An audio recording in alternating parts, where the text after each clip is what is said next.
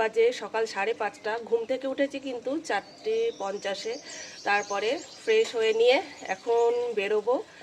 তোমরা যারা আমার পুরানো ব্লগ দেখো তারা জানো যে আমার ট্যুরগুলো সবসময় একটা আধ্যাত্মিক জায়গাকে ঘিরেই হয়। তো আজকেও আমি সেরকমই একটা আধ্যাত্মিক জায়গায় যাচ্ছি। আমাদের পশ্চিমবঙ্গের খুব জনপ্রিয় একটা স্পিরিচুয়াল জায়গা, যেটা ওয়েল নোন, সবাই জানে। সেখানেই যাচ্ছি আজকে। আর সেটা কোথায় বলো তো? ঠিক ধরেছ, দক্ষিণেশ্বর। তো বাড়ির সবাই মিলে এখন যাচ্ছি দক্ষিণেশ্বরে মায়ের কাছে।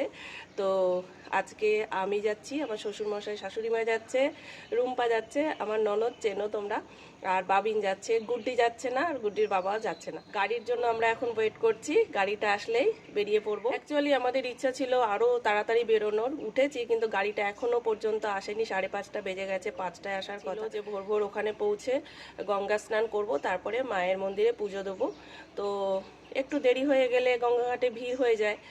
তো যাই হোক, আমরা রেডি হয়ে আছি, এখন দেখা যাক গাড়ি কখন আসে। আমার গুড্ডিমা সকালবেলা উঠে গেছে। এত সকালেও তো কখনোই ওঠে না, 7টার সময় ডেকে ডেকে তুলতে হয়, কিন্তু আজকে উঠে গেছে আমরা বেরোবো বলে।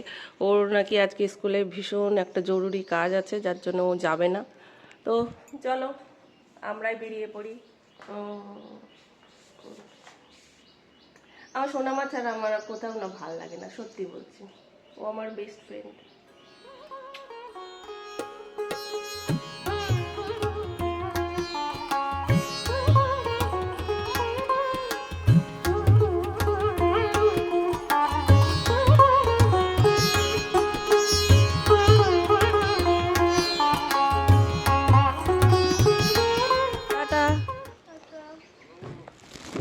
চলো, গাড়ি চলে এসেছে। সেই 6টা বেজে গেল, প্রায় 6:45 বাজে। আজকে বাইনা আর আমি স্নান করবো গঙ্গায়, তাই না?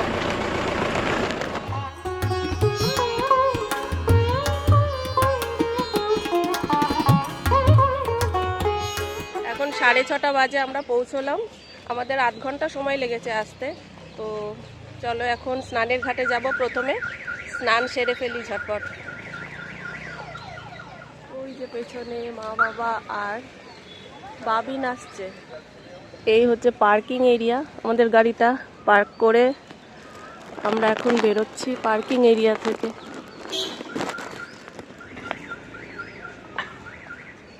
যত মত তত পথ। 1847 সালে রানী রাসমণি কাশীতে তীর্থযাত্রার আয়োজন করেন। 24টি নৌকায় আত্মীয় স্বজন, দাস দাসী ও রসদ নিয়ে তিনি রওনা হন। কথিত আছে, যাত্রার পূর্বে রানী রাসমণি দেবী কালীর দর্শন পান।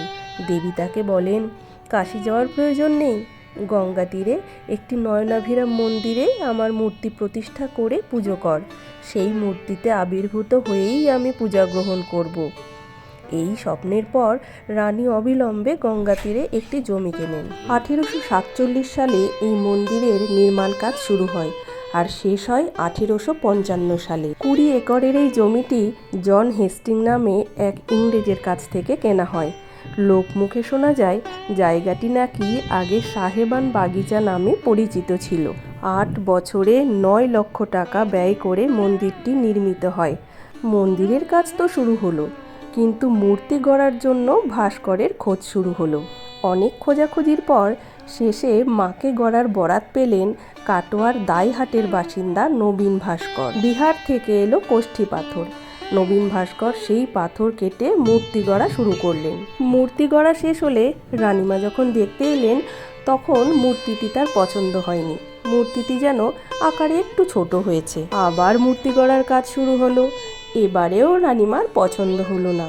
মূর্তিটি যেন গর্ভগৃহ থেকে একটু বড়ই হয়েছে। তৃতীয়বার যে মূর্তিটি গড়া হলো, সেইটি রানীমার মনে ধরল, আর সেই তৃতীয় মূর্তিটি দক্ষিণেশ্বর মন্দিরে স্থাপন করা হলো। প্রথমেই যে ছোট মূর্তিটি গড়া হয়েছিল, সেটি বরানগরের দে প্রামাণিক পরিবারে মা ব্রহ্মময়ী কালী রূপে পূজিত হন। আর বড় মূর্তিটি হেদুয়ার গুহবাড়িতে মা এখানে নিস্তারিণী কালী রূপে পূজিত হন।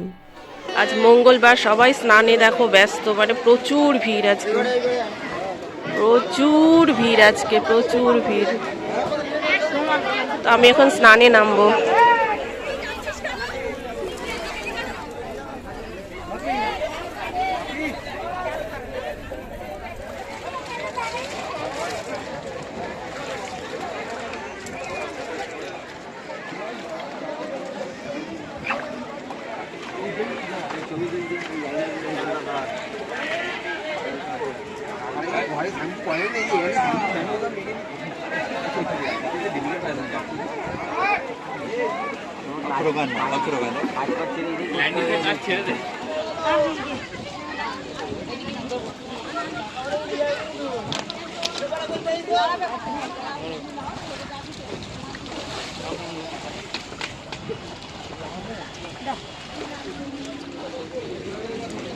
হর হর গঙ্গে নমামি গঙ্গে। দক্ষিণেশ্বর মন্দিরটি নবরত্ন মন্দির, আর এই মন্দিরটি 3 তলা। উপরের 2টি তলে 9টি চূড়া আছে, আর মন্দিরটি দক্ষিণমুখী। মূল মন্দিরের কাছে 12টি পূর্বমুখী 8চালা শিব মন্দিরও আছে। মন্দির চত্বরের উত্তর পূর্বে আছে রাধাকান্ত মন্দির, আর উত্তর পশ্চিম কোণে আছে রামকৃষ্ণ পরমহংসদেবের বাসগৃহ। ঠাকুর রামকৃষ্ণ মন্দিরের পুরোহিত থাকাকালীন মা সারদা দেবী মন্দির চত্বরের বাইরে নহবতখানায় থাকতেন। আমরা দারুণ স্নান করেছি আজকে, তাই না? হেভি স্নান হয়েছে আমাদের। এখন আমরা পুজোয় যাব। আমরা এখান থেকে ডালা নিলাম, এটা হচ্ছে ডালা অর্কিড, এখান থেকে ডালা নিয়েছি। আর এই হচ্ছে আমাদের 150 টাকার ডালা। বলো জয় মা ভবতারিণী।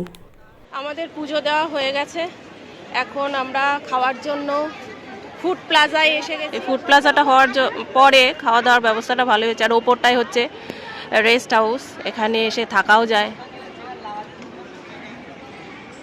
আর ওই দিকটা হচ্ছে পার্কিংয়ের পাশেই কিন্তু একটা সুলভ শৌচালয় আছে। আর এই হচ্ছে মায়ের মূল মন্দির। সব দোকান থেকে ডাকতে শুরু করে দিয়েছে। ফুলের ডালা কেনার সময় সবাই ডাকবে, এখানেও সবাই ডাকবে।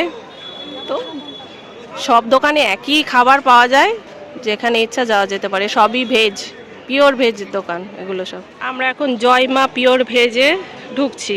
আর এপাশে আরও আছে প্রভু গোপাল, ওপাশেও একটা রয়েছে প্রসাদ।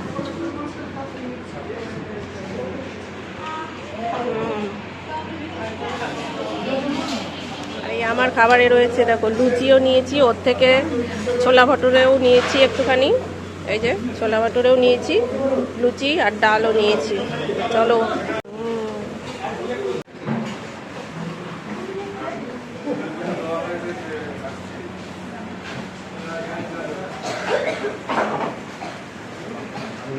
খাওয়া দাওয়া শেষ করে আমরা এখন শপিং করছি। আর এই যে হাতের এই ব্যান্ডগুলো ভীষণ সুন্দর লাগছে, 25 টাকা করে পিস। তো এই দেখো অনেকগুলো কিনেছি, আর এখনও কেনা চলছে আমাদের। দুটো কালারেরটা নিই না?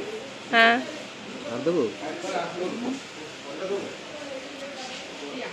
তা আমার এইটা ভালো লাগছিল, এই যে এই চেনটা।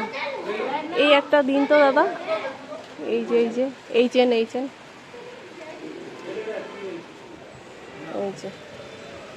এটা বেশ সুন্দর। এটার দাম 30 টাকা বললেন? এটা 30 টাকা। হ্যাঁ। আর এই রিসলেটগুলো 25 টাকা করে নিয়েছেন, আর এটার দাম 30 টাকা। হ্যাঁ হ্যাঁ, এই কালারটা খুব সুন্দর, গুড্ডির ভালো লাগবে। হ্যাঁ, না না না, এই যে পেন্ডাই তো, ওটাও পেন্ডা না? এটা বেশি ঝুলছে না, এটা বেশি ঝুলছে না। এই যে এটা বেশি ঝুলছে, এটা শক্ত হয়ে আছে। যেটা ঝুলছে সেটা দেবেন। হ্যাঁ, ঝোলা দেখে। আচ্ছা আচ্ছা, এই তো এতে আছে তো না, আছে কিন্তু মানে নড়ছে না। এই যে এইটা যেমন বেশ সুন্দর নড়ছে, এইটা হ্যাঁ। এই যে এই প্যান্ডাটা খুব সুন্দর লাগছে, গুড্ডি দেখে খুশি হয়ে যাবে একদম। হ্যাঁ, ধরো এই দুটো ধরো। হ্যাঁ, এই দুটো। হ্যাঁ।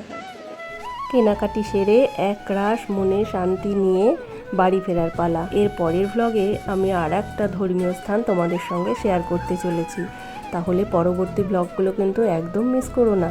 সবাই মিলে একবার বলো জয় মা ভবতারিণী, মা সবার ভালো করুন।